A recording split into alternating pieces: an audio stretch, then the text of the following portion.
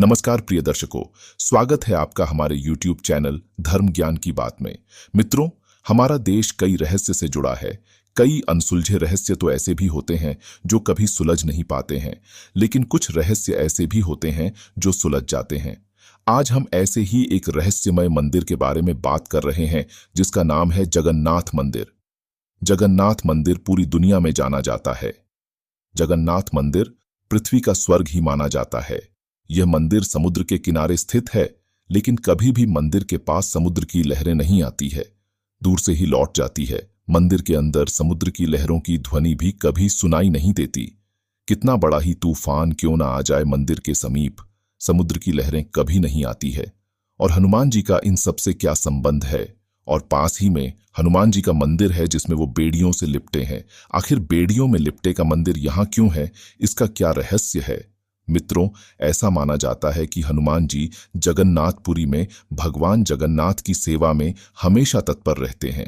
जगन्नाथपुरी के दक्षिण भाग में जैसे ही आप जाएंगे तो वहां पर हनुमान जी की बहुत बड़ी प्रतिमा नजर आएगी।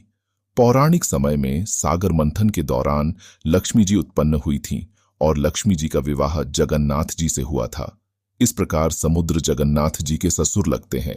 अब बात यह है कि जगन्नाथ मंदिर में काफी शोर सुनाई देता था और पूजा पाठ करने में भी काफी परेशानियों का सामना करना पड़ता था। इसके अलावा रात को भगवान जगन्नाथ जी को आराम करने में भी समस्या आती थी। अब समुद्र जगन्नाथ जी के ससुर लगते हैं तो वह उन्हें कुछ नहीं कहते थे। अब इस समस्या को दूर करने के लिए जगन्नाथ जी ने अपने भक्त हनुमान जी को अपनी सेवा के लिए बुलाया।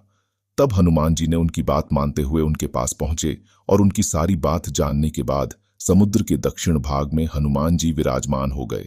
तब से कभी भी समुद्र के लहरों की आवाज मंदिर के प्रांगण में सुनाई नहीं देती है।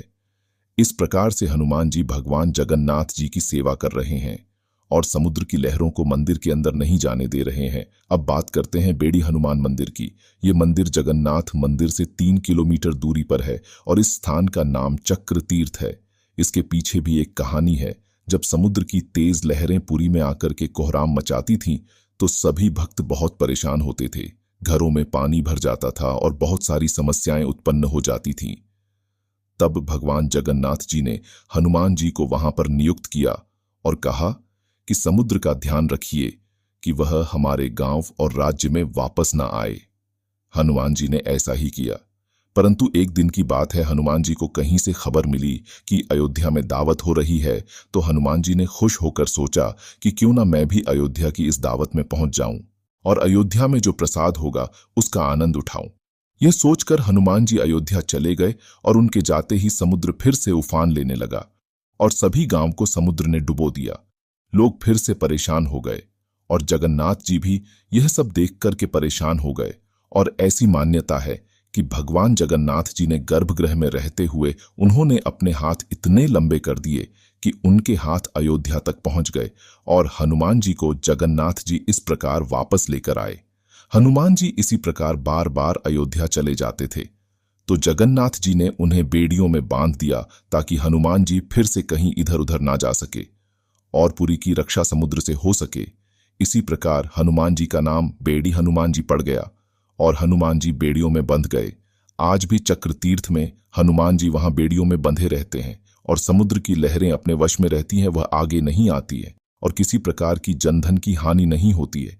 चाहे कितनी भी बाढ़ आ जाए, लेकिन समुद्र अपनी सीमा को नहीं लांघता, क्योंकि हनुमान जी पुरी की रक्षा कर रहे हैं। इस प्रकार हनुमान जी को बेड़ियों में बांधा गया और हनुमान जी का बेड़ी मंदिर यहाँ स्थित है।